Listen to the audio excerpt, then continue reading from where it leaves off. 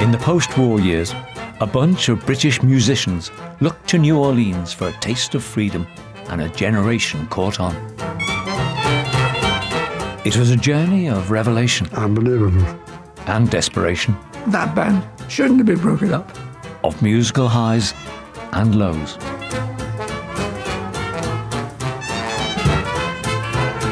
A story of festival feuds, spats and squabbles. This was a jet airliner and they were a tiger moth. Purists and progressives, mouldy figs and dirty boppers. The jazz police didn't like it. Of how young ideals deteriorated into a commercial fad, and the forgotten moment when New Orleans jazz became great British pop. Get back to New Orleans, man. Chutzpah.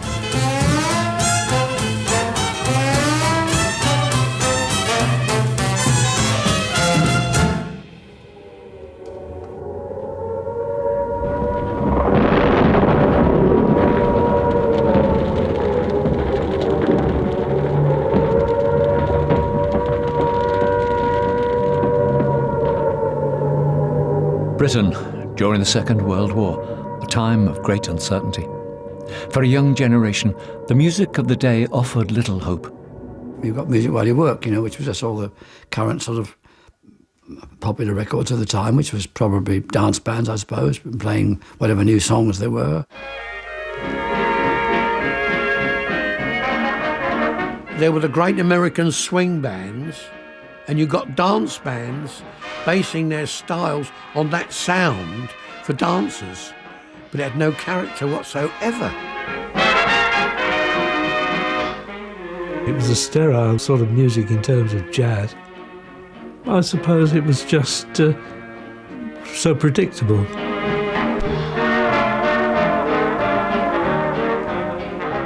For me, it was my dad's music. Mum and Dad waltzed the night away, but strict tempo offered little to inspire a generation hungering for music that moved them. The murmurings of an alternative began in amateur circles, underground cliques of jazz fans called rhythm clubs. They were just groups of collectors of gramophone records who got together probably once a week. These young people were discovering records of music that had been half forgotten about, and much of it hadn't actually been heard in this country. These rare 78s became gospels, early jazz that held an instant emotional appeal. Records by Jelly Roll Morton, King Oliver and Louis Armstrong. The music had a freedom to it, which we didn't hear in the dance bands. You feel it. You can feel it. These guys are not playing off dots. So there seemed to be a kind of a zeitgeist for looking back at the earlier music that maybe wasn't as sophisticated as all the big bands. In 1943, at a pub in a southeast London suburb, a handful of working-class amateurs, inspired by the energy and authenticity of this early New Orleans jazz, tried to recreate the music live. The local dance band musicians played their jam sessions in the Red Barn at Barnhurst. They gave us a turn, though we'd hardly play.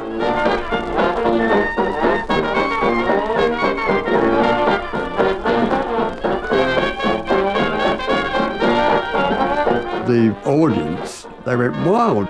They were hearing in the flesh live music that was similar to what they were having on gramophone records. And it was just sheer, raw emotion and passion which they felt. It was the first live jazz I ever heard. As I walked in, they struck up. It was a big sound there, a very big sound. And I was, bowled over by it.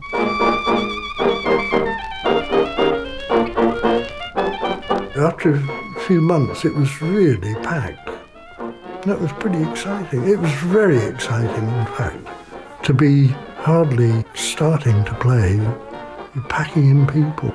That was the first band in this country that ever sat down and copied the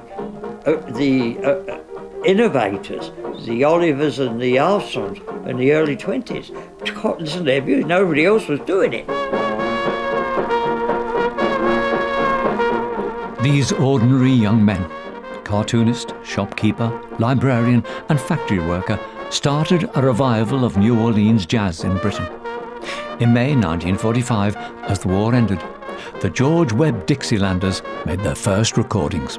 The first records we made, we were virtually thrown out of Decca because our technical ability was so poor.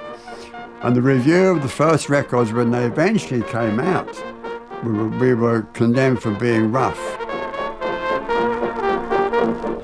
Pro musicians from dance bands had no time for these DIY mavericks, but their mockery did little to affect a determined George Webb. Feisty little guy, very aggressive. I mean, consider he played with clenched fists. He did very well. And there was a time when we were playing in a concert and the other band was full of professional musicians, and one of them put his head round the curtain and pulled a face, and George just stood up from the piano and whacked him straight in the face with his already clenched fist. This amateur music attracted a young generation looking to escape the musical and social dogmas of post-war life. In New Orleans jazz, they had freedom for the individual. Early jazz was, of course, the ultimate example of nonconformity. Not having to follow the rules of the older generation, it was a way of reinterpreting the rules and a way of rebelling against the rules without completely destroying everything.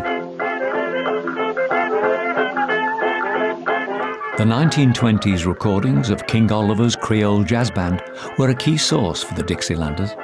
You know, King Oliver was a gardener at one time in New Orleans. He was ignored. What he thought didn't matter. He was just an anonymous black man. But through the music, he became royalty.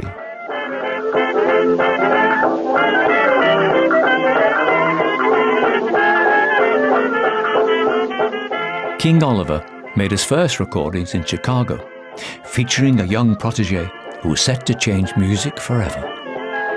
He knew that Armstrong was developing well in New Orleans, and he invited him to come up to Chicago to join his band. And in 1923, they made this series of recordings that really took jazz from simply a way of playing music and elevating it to the level of art form.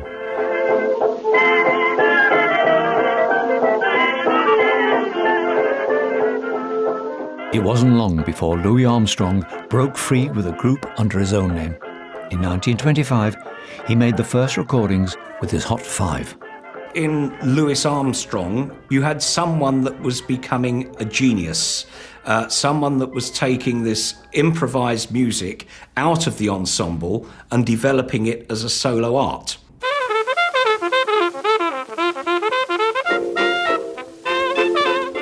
Armstrong was a huge influence on a young British trumpet player who'd make a big impact when he joined George Webb's Dixielanders for a gig in Scotland. I taught him all the routines on the train journey up there. On the way back, I said to George, if he joins the band, I leave.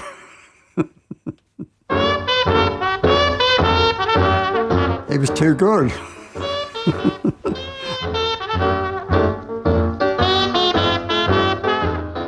For old Etonian Humphrey Lyttelton, jazz offered liberation from the expectations of his formal upbringing. His accomplished style took things a step further. Suddenly there was someone there playing. Obviously, he was intended to play it right. He was actually playing phrases that actually were accurate phrases. And some of them even Louis Armstrong phrases one could recognise. You know. Instead of being the slightly stodgy approach that we had, you know, da, do da, do do do do do, da, do da, ba do ba do do. Here we go, ba, ba da, ba do ba do ba do ba do, be off, you know.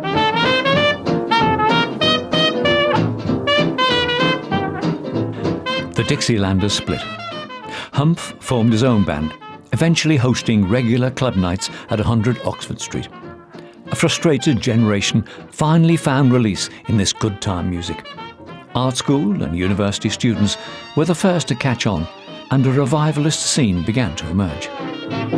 We used to go down and listen to Hump every Saturday and Monday. I said, "Can I sing a song with you, Hump?" And he gave the absolutely classic answer he gave to anyone who wanted to sing with him: "Nope."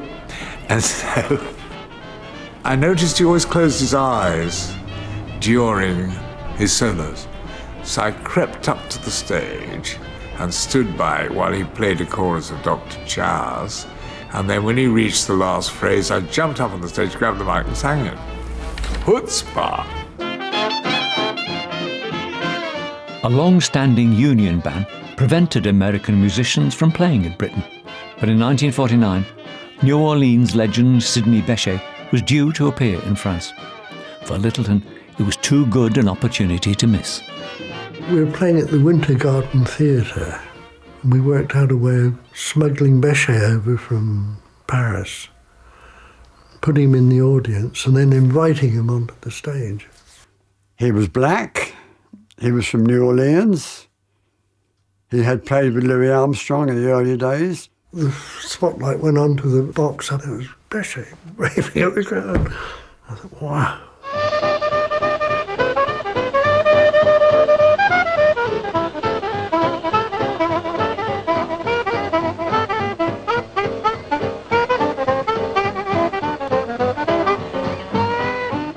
Unbelievable. It was unbelievable. No one knew it was going to be on.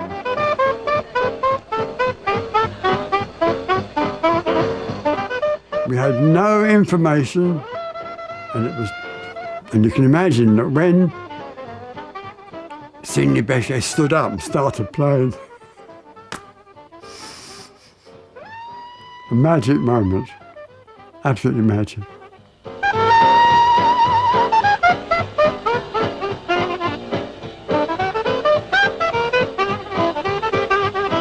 It was a flouting of the union ban, a purposeful rejection of the establishment.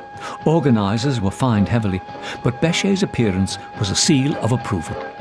Revivalist jazz took off and bands formed all over Britain. It happened like a bushfire, spontaneous, if you like, all over the country. There was the Merseys, the Saints, the Yorkshire Jazz Band in the north. It was sort of exciting. It was far better than being in a bank or something. Bands like the Mick Mulligan Band, it was like a mobile drinking club, that was. We were terrible boozers and quite randy as well, so we had quite a bad reputation, rather like the Stones. But one man begged to differ with the source material. For him, the records the revival was based on weren't the pure New Orleans sound. Ken Collier and Brother Bill formed their own ramshackle outfit called the Crane River Jazz Band. I used to drink at the White Hart at Cranford.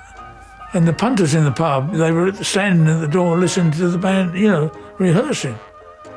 Bill Collier suggested, well, if they're going to stand there, why don't we charge them to come in? Why should they, get it for free sort of thing, It was quite different what Ken was trying to play as the Cranes to a lot of the other revivalist bands here who were copying 1920s records.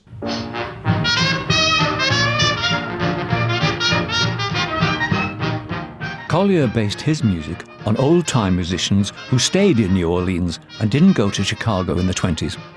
Jazzmen like George Lewis and Bunk Johnson had only been recorded in the early 40s.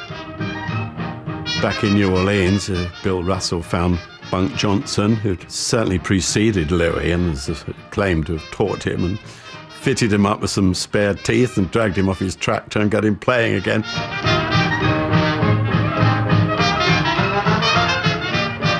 It's not Louis Armstrong at his most sublime. It's basic playing, really. Not necessarily very technically able, but playing from the heart and moving you.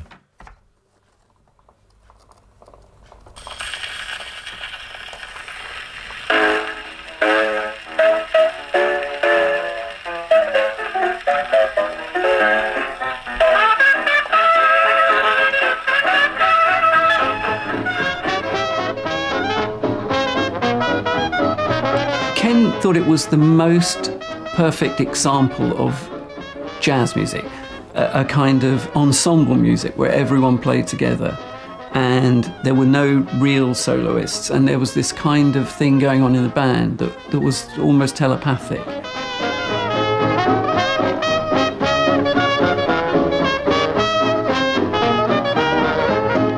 Collier called this old-time style traditional jazz rather than revivalist, and a new school of jazz was born.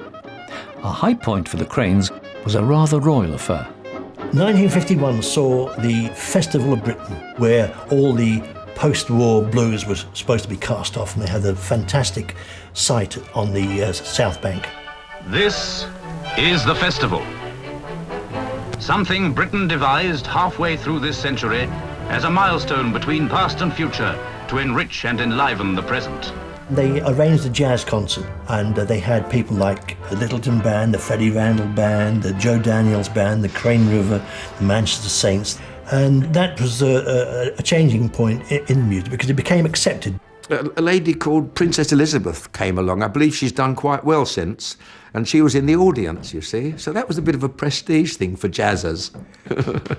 What did you think, my dear? Quite remarkable, I thought. Couldn't get the hang of some of it at first, of course. Artistic, no doubt.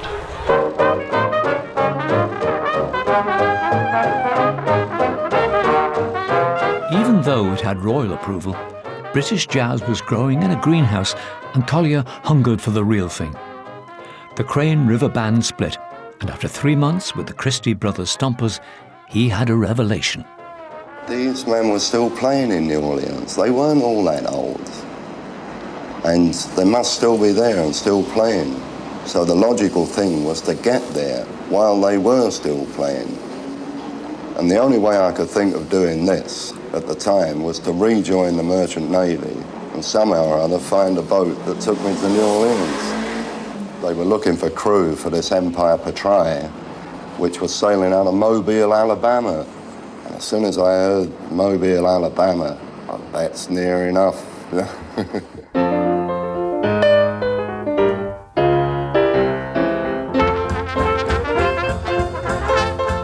On the 25th of November 1952, Ken jumped ship. Slipping away quietly at night, he caught a Greyhound bus on a single ticket and was in New Orleans by midnight. At the Mardi Gras Club on Bourbon Street, Collier heard his heroes live for the very first time.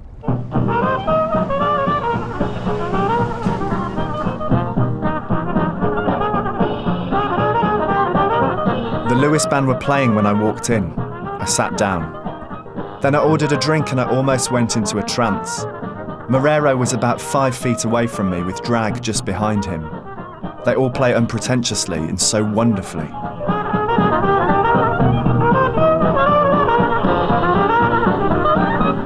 Fortunately, I met some friends of the band, the Bernards, and I asked if there was any chance that I could sit in with them, and she said, of course. Yeah.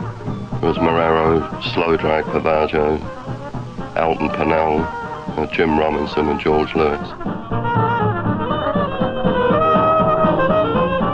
At Manny's Tavern, Collier sat in with the George Lewis Band for the first time.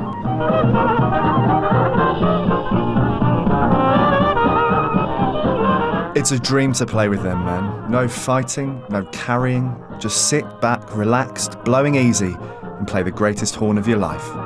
I took the first break and heard Lawrence quickly turn his head and say to George, "Ain't that bunk?" I had a big, warm cavern of sunshine in my belly, and not a care in the world.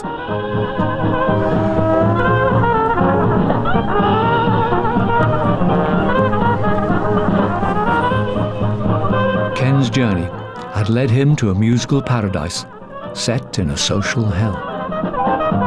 In the 1950s, there was still segregation going on. Black people were very limited in their mobility. You couldn't go to certain restaurants, clubs, bars, public facilities. You couldn't stay in certain hotels. You couldn't try on clothes in department stores. Black and white water fountains, black and white sides of a lunch counter. Even in death, black sides of the cemetery.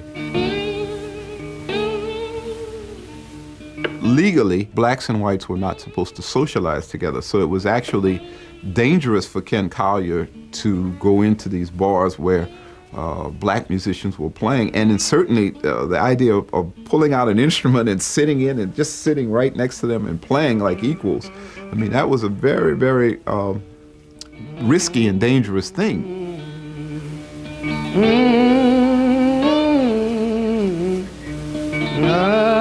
15-year-old American Bill Huntington was well aware of the prejudice. He was studying with Lawrence Marrero, the banjo player in George Lewis's band. He would come out to our house on Sundays and dressed in a three-piece suit with his banjo. And my mother would take his overcoat. "Oh, Mr. Lawrence, let me put your coat on the hanger." He would say no. He would take his coat and fold it and put it on the floor. And then we would invite him to dinner. He wouldn't sit at the table with us. He wanted, so my parents would make a special table for the two of us to sit together.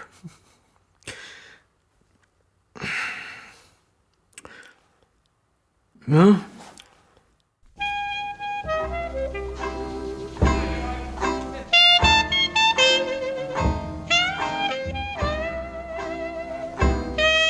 After staying in New Orleans for just over a month, Ken left his house with a view to extending his visa at the local immigration office. Things didn't go to plan. I was taken into custody as soon as I had made a sworn statement. It appears I have broken the law by obtaining work here for a start. I'll be kept here now until they find me a ship or deport me. Looks like my luck has run out. Dreams were in the dust, but eventually out on bail, while awaiting to be deported, Ken fulfilled another ambition. Along with Bill Huntington, he recorded with New Orleans clarinetist Mealy Barnes. We did this recording at Mealy's apartment. What I remember is how hot it was, and that people from the surrounding apartments were coming in to listen to the music.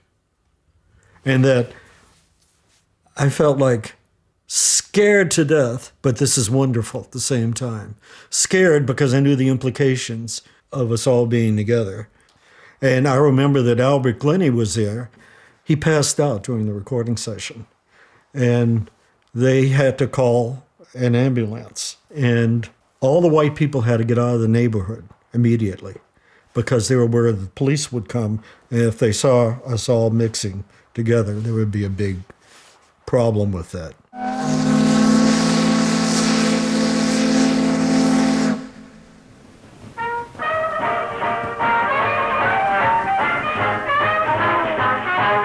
You know, after hearing such a wide selection of jazz over the years, I finally resolved to the New Orleans style. I felt that was the essence of the thing.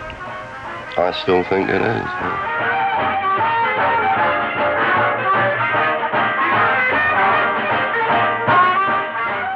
In early March 1953, Ken was deported back to England. A young Chris Barber, who'd recently formed his first professional band, was waiting for him.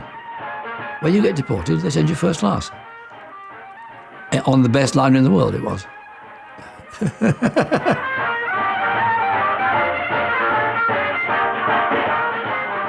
Chris Barber was looking for a new trumpet player.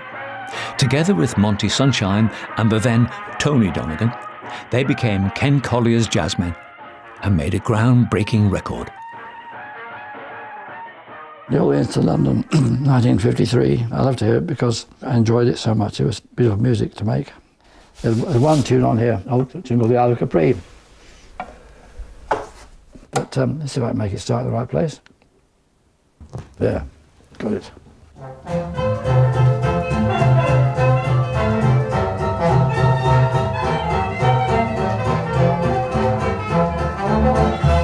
It's a record that began my professional life, just about. And I'm so proud of it. I hear it.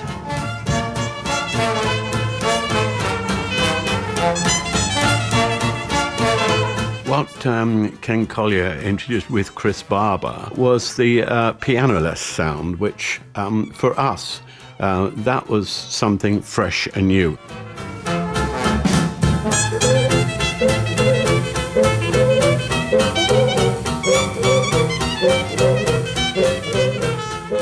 Together, they'd created a brand new British sound.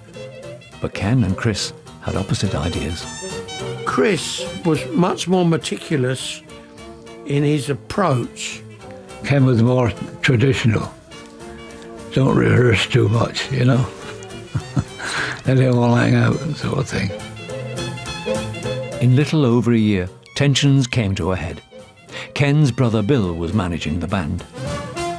Bill finally broke the band up in front of Ken. Ken standing there, not saying a word. He never did. He had the opposite of gift of the gab. And Bill just said, Ken's not happy with how things are going. He's going to fire the rhythm section. Ron Band was too modern. Jim Bray didn't swing, and he hated Lonnie's guts. So, of course, Chris piped up and said, Ken is in no position to sack anybody in this band. It's not his band, it's his name, and it's not his band. And then Chris said to Bill, he said, we are going to sack him.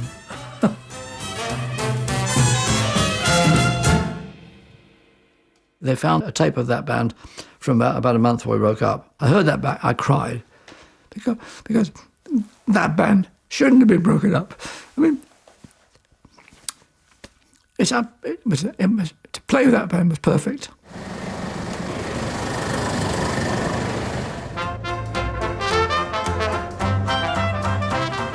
Ken and Chris went their separate ways.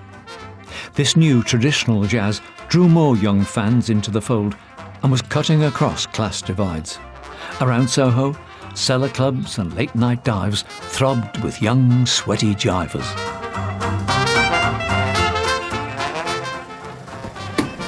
Wow! Now, well, Windmill Theatre and Max rehearsal rooms. Cy Laurie moved in, band leader, played the clarinet, and he ran an all-nighter every Saturday night for some time.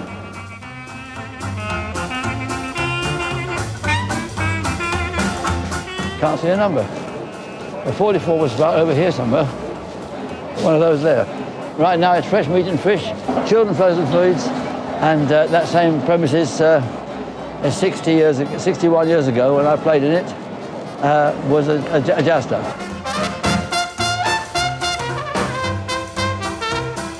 Well, this was Studio 51, which became Ken Collier's club. I played there about a year before he started there. A long time ago.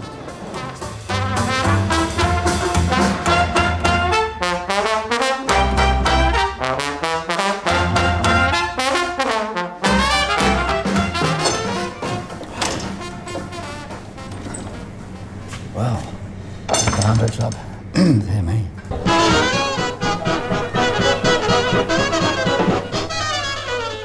I think the stage came across from about there to here, something like this. It was quite big. There and back to here, and it was quite about this high. All I wanted to be was a part of the movement that is traditional jazz, a part of it, not an outsider playing a bit of it or imitating it, but being in it. But alongside this scene, a rival movement had developed: modern jazz.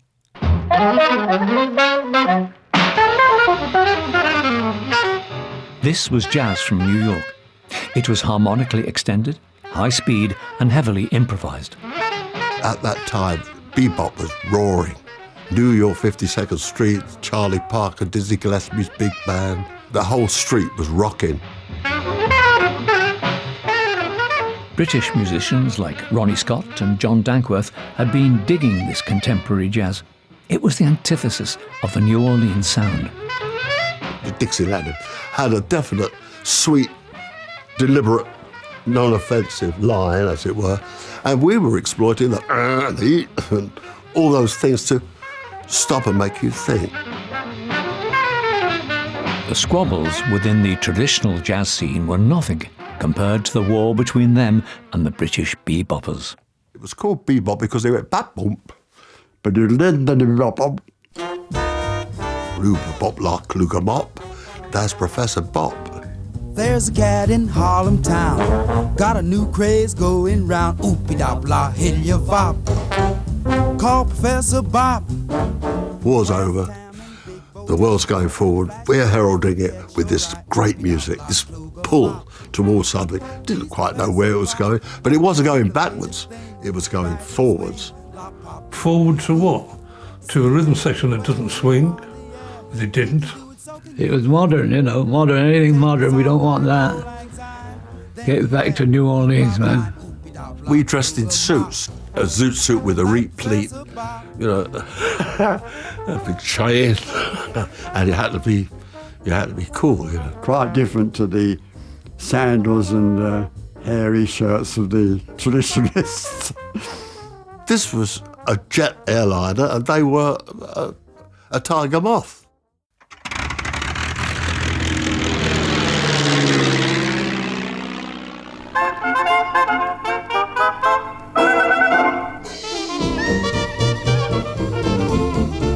The boundaries of traditional jazz were set. At Birmingham Town Hall, in a bid for progress, Humphrey Lyttelton invited saxophonist Bruce Turner to join his band. So we had an alto sax instead of a trombone. Hey, this is disgraceful.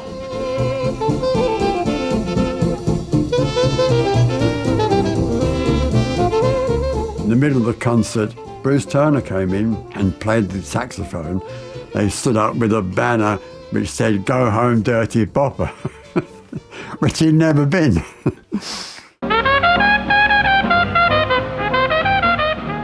For avid traditionalists, the sax was an icon of the modern movement and had no place in a true New Orleans-style band.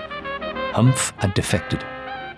But in 1956, his Bad Penny Blues became the first jazz track to make the top 20. It so happened that the first of what I call the creative sound mixers, Joe Meek, came in. And of course, being Joe Meek, he fiddled about with everything, you know. I went off on holiday for about 3 weeks, and I hadn't heard it then. And if I'd heard what Joe Meek had done to it, he distorted the bottom end of the piano so that it made a sort of bonging noise. Pianos don't go bong, bong, bong, bong. And he heavily over-recorded Stan Gregg's brushes. Brum, brum, brum, brum, brum, brum. If I'd heard a test pressing in time, I would have rung up whoever produced the record and at EMI and said, I don't want that to go out. However, by the time I got back from holiday, it was number 19, and I shut up.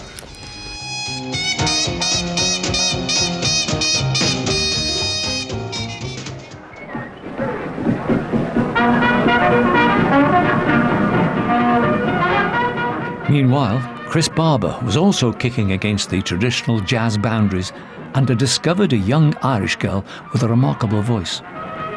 Ottilie Patterson was the best blues singer of either sex ever produced by not just Britain, Europe.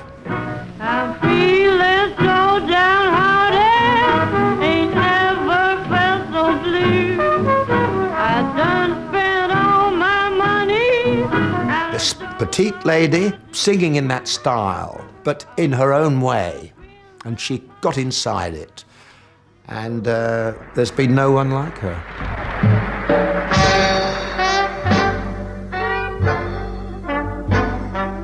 The other people singing traditional jazz at that time had no timbre, no tone, no phrasing. What else can you not have? The recording of hers that's best, seriously, is the one with Ed Hall playing with the band, doing St. Louis Blues. I'll tell you what, if you weren't a serious student of it, of the style, and someone said to you, "That's maybe a staple," you'd say, "Okay, it is."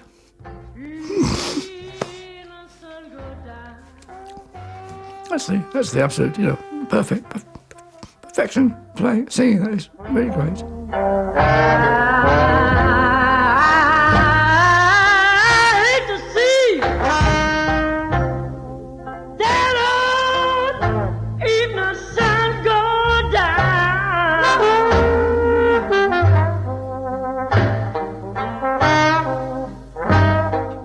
band also sparked a new teenage craze which tapped even further into jazz's amateur roots.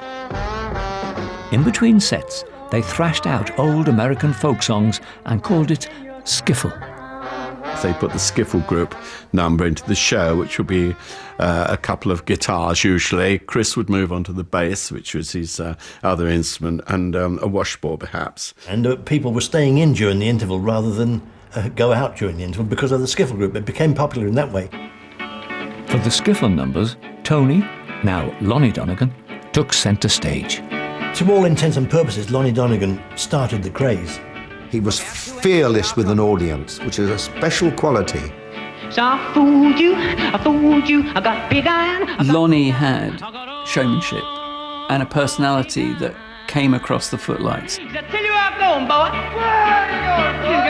And it was like turbocharged folk music. Well, the rock on the line is a mighty good road. Well, the rock on the line is the road to ride. Yeah, the rock on the line is a mighty good road. And if you want to ride it, gotta ride it like a find it. Get your ticket at the station on the rock on the line. When Rock On and Line hit the charts in '56, all the groups started listening to that kind of music and emulating or trying to copy Lonnie. It was some new sound, and it was accessible. Ride it, gotta ride it like a find it. Get your ticket at the station on the rock on the line. You get a tea chest and a broom handle and a bit of string, and someone else can do it, and you had a skiffle group. But now we'll try playing it.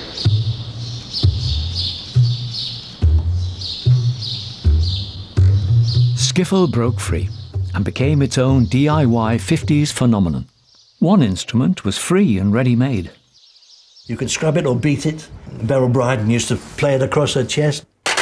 Like that. When I do a solo, I put it between my legs and I use both sides. She often used to sit in with jazz bands, sometimes to their annoyance, but more often to the audience's pleasure. I hated it. Meanwhile, Britain was getting richer. Home luxuries previously unaffordable became commonplace. Washing machines, electronic coffee grinders, state-of-the-art hairdryers, blenders you could buff kitchens with, frost-proof houses, and the occasional bottle of champagne. That isn't champagne, it's a sham bottle.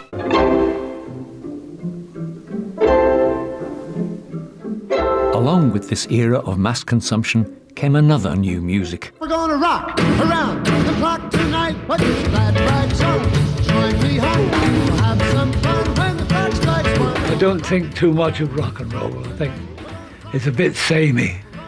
Well, it didn't bother us. We just went on playing our jazz. For jazz fans, rock and roll was a poor man's 12-bar blues. In 1956, they weren't interested in Bill Haley. A relaxing of the Union band saw their hero set foot on British soil. Well, just like one of them old home weeks, homecoming, all the cats from the years when I first come here, they're blowing out there and just bring back old memories. Pretty solid, you think? Yes, more than that. Well, sir? Well, I'd say great personified,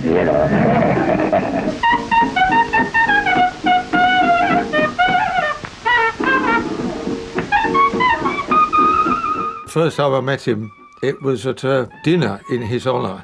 We ate the meal with Louis, and then there was a jam session, and terrific bloke.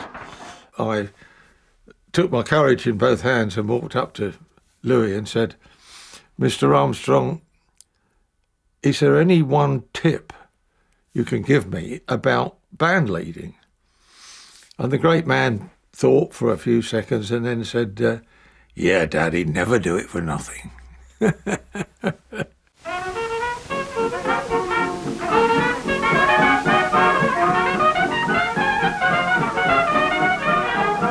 The gates were open.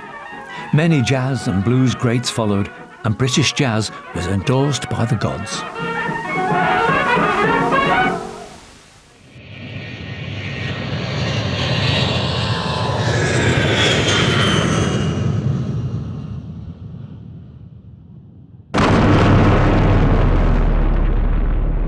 CND, the Campaign for Nuclear Disarmament, is founded in 1958 as a public response in protest at the development of these super destructive nuclear weapons.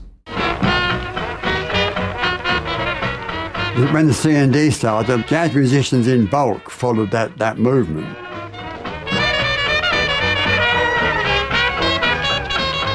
On the political demonstrations, it's actually not so much folk, it's New Orleans jazz, which is the music of choice. Well, there was no doubt about it that most of us were decidedly left-wing, yeah. You get Webb's Dixielanders having early gigs put on by the Young Communist League.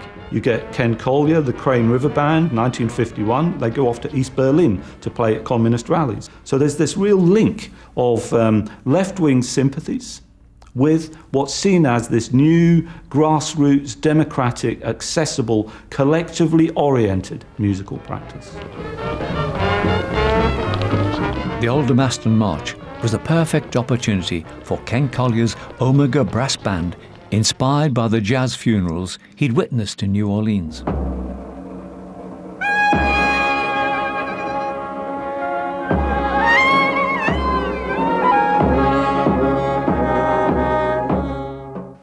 As the body come out, the brass band would play a slow dirge.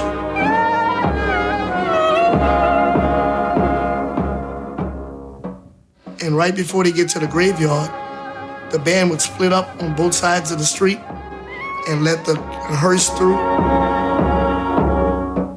After the body is dismissed, then they start the happy, up-tempo, joyous music and second line dancing.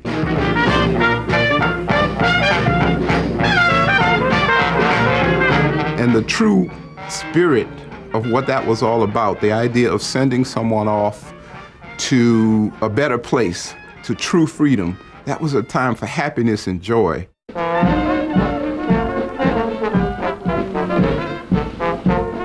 This spirit of freedom and community in the jazz of New Orleans resonated with the ideals of the marchers at Aldermaston. Collier, as always, kept things authentic. The costumes were based on a white shirt, black trousers, white hat of New Orleans. Ken knew somebody that worked on the buses, and we got bus conductors' hats. There was always someone who could help you out.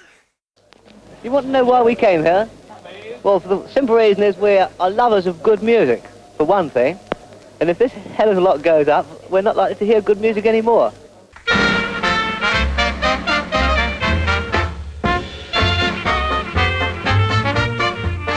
While Collier persisted with purism, Chris Barber was making early appearances on BBC TV, swinging on the 6/5 special, and traditional jazz was more popular than ever.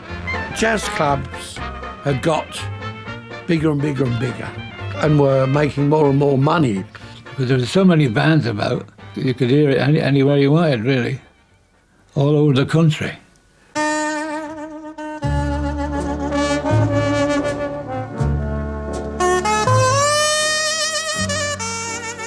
By 1959, jazz was ripe, and Britain's rock and roll explosion was fizzling out.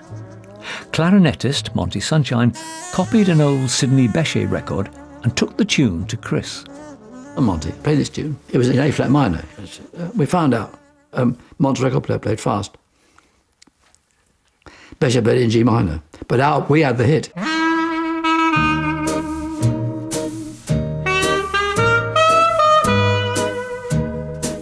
It might have been in the wrong key, but it was a watershed moment. In 1959, Petite Fleur hit the top 10, heralded the start of a boom in popularity, and traditional jazz got a new name. We had a recording contract with a guy called Dennis Preston, and he said, look, we need a short name that rolls off the tongue so that people don't have to say, this is traditional jazz music. The next time we had a record out, there was the word trad on it. Trad is a suitable name for a soap powder, not for music. The jazz police didn't like it.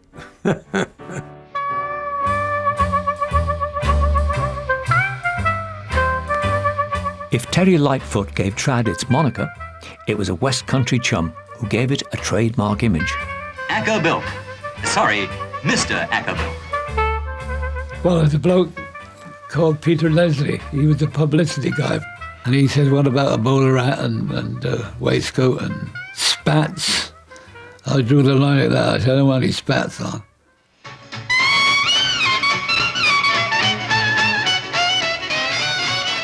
The uniforms came in for a record cover. And of course, the promoters then said, oh, we want the band as seen. So we had to wear these bloody uniforms. But of course, Acker, being the quality player as he was, could back it up with his solo things.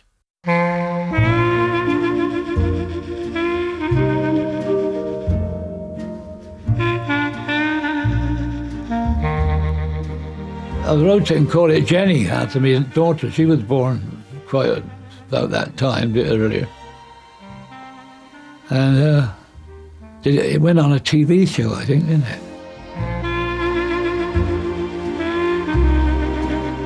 The TV drama, Stranger on the Shore, was perfect publicity for Acker.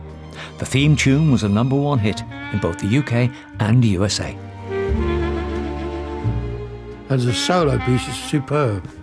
The tone is marvellous. The tone, I don't really understand. I don't know. I just blew a clarinet and that was it. I didn't go to lessons or anything. I just blow it. I haven't got any teeth in the front. Maybe that helps.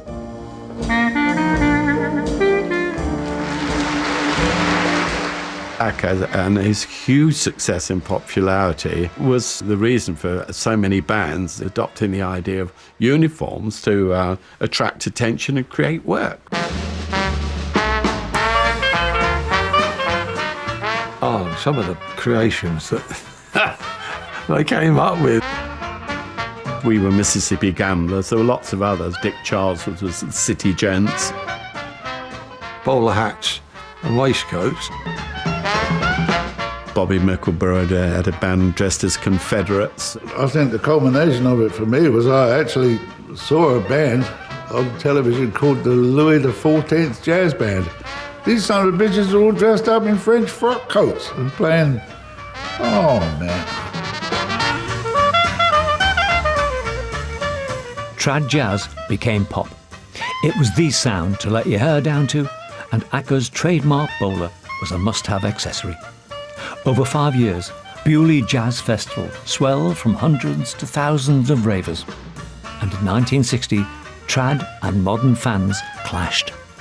We were on a big stage with a tent on the top, and some guy got on the stage, and of course all of them got up there then, a lot of them, climbing up the pole and on the roof. Well, above us here we had a lighting scaffold, which is no longer. That folded up literally with the pressure of bodies. Is that what I see behind me here? And the shambles is over here. This has all been dismantled now. You know, if you think of one subcultural group fighting against another one, usually you think of mods versus rockers. What you don't think about is trad jazz fans versus modern jazz fans. I mean, it's jazz music. What's the problem here? Why are we fighting? The music really, really mattered to them at that time. Just mad about jazz, that's all you put it, mad.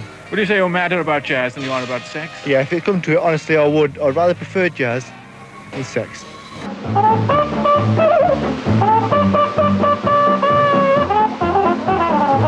The master of turning jazz into pop was a mustachioed trumpet ace who'd cut his teeth playing with Sid Phillips. He was a fantastic trumpet player, and he had that natural feel for jazz trumpet playing in the Dixieland style, which in a sense made him unique. Kenny Ball had a trad trick. Take a strong tune, give it the trad treatment, and you've got yourself a hit. His most famous record had a rather strange source. That was a traditional Russian folk song. It was their theme tune for the Russian radio.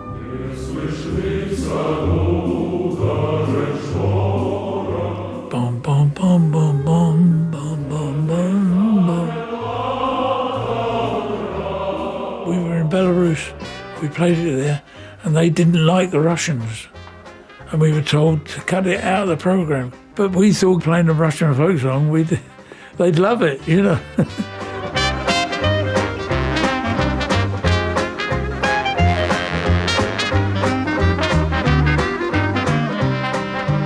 Midnight in Moscow was a copyright-free money spinner, and by 1962, even films cashed in on the boom. Anything with a banjo was co-opted under the trad banner. Surrealist art schools, the Temperance Seven, slipped into the bracket with their mixture of Victoriana and 1920s dance music. It wasn't really a pose. You know, we drove these old cars, dressed this way all the time, happily evading reality to a time when it seemed the world was a kind of place. Sugar, that's what our name means, sugar. We played these art school dances and we were booed and pelted with toilet rolls in the first. And so we kept changing our name. We started off as Paul McDowell as Jazzmen, and then the next gig we called ourselves Rover and his Bicycling Jazz Aces. And the people who saw it was the same band, they were furious. The Temperance Seven's first hit was produced by a young George Martin. The record was You're Driving Me Crazy. You're driving me crazy. What did I do to you?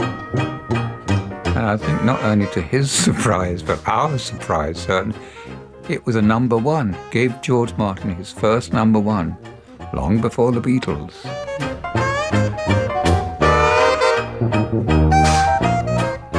The Temperance Seven took the Britishness of trad to the extreme. They whetted our insatiable appetites for novelty and pantomime.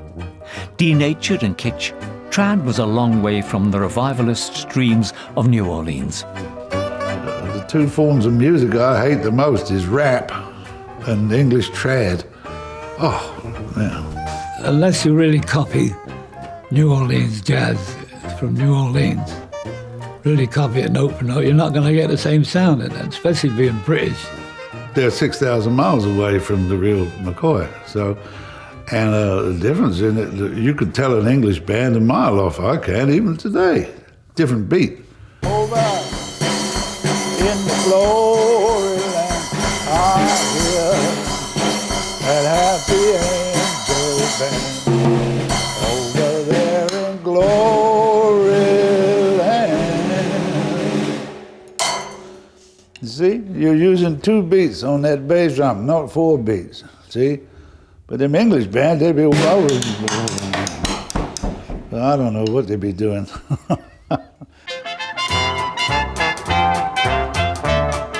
In spite of criticism, the trad fad looks set to soundtrack the 60s. But with every pop scene, there's another hot on its heels. There was a cool Liverpudlian breeze in the air. We used to play the Cavern. The Cavern was originally a jazz club. And they used to have skiffle bands doing the interval, which were the local musicians. We went out, you go out for a beer, and we came back, and I saw a drum kit with BEAT, big, and LES, small, to beat, just beat. And I read it as a French band, Les Beats, right? Really? And I thought, oh, Lord. The next time we went there, they played the first set. The next time we went there, we played the first set, and then we never went there after that. Love, love me do. You know I love you. I'll always be true. So please, love me do. The agents making a lot of money out of traditional jazz suddenly became uncontactable when the Beatles came along. Trad was middle-aged, and a new generation with electric instruments and slightly more sex appeal took over the pop scene. Many jazz bands folded or went back to the pubs and clubs, but for some, there was always a variety spot on Saturday night TV. There's a tavern in the town, where my true love sits him down. I'm gonna hang my harp on a weeping willow tree, and may all the world go well with thee. My band of that time was the most broadcast and televised band in the country. So it didn't completely disappear. Ladies and gentlemen, it's Kenny Ball. Are you sure? Yes, what's your part?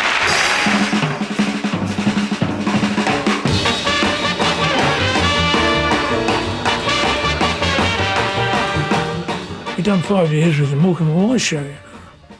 Only playing one number every night, but, you know, it was audience of about 20 million. Permissive edition. There'll be nothing permissive in this show tonight. You want to bet? I do.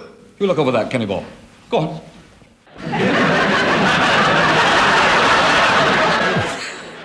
Yeah, we stood behind the piano, didn't we? It was our top halves that was showing. And it looked as though we were standing there naked sort of thing, you know.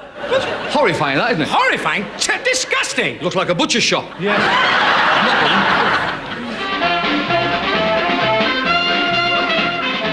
Trad became an entertainment staple, homogenised and showbiz.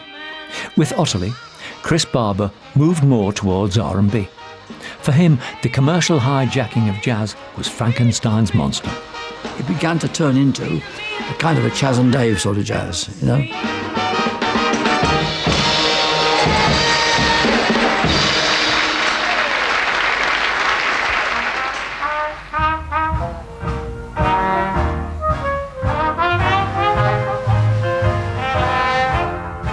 One man remained steadfast in his purism, continuing a lifelong quest for the true New Orleans sound. Ken was no Kenny Ball. Kenny Ball could absolutely be your Saturday night entertainer. Ken, not in a million years, because certainly the Trad boat sailed, and Ken was not on it.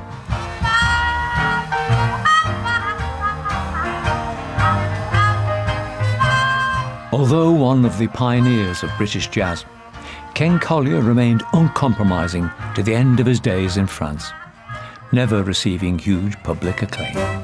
Well, if home is where the heart is, and my home's in New Orleans.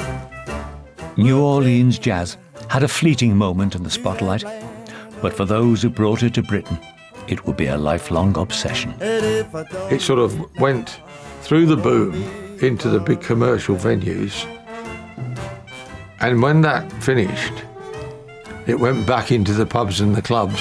It still went on in clubs and jazz clubs and all over. It's still going on. I'm playing Saturday. Gives me a buzz. Dr. Jazz, they call it. And it does do the trick. You get young people dragged to our concerts by their elders, who all seem to be enjoying it very thoroughly, and they say so. When that band's ticking, you know, everybody's in their place. It's a terrific feeling. It's great. Nothing like the Beatles.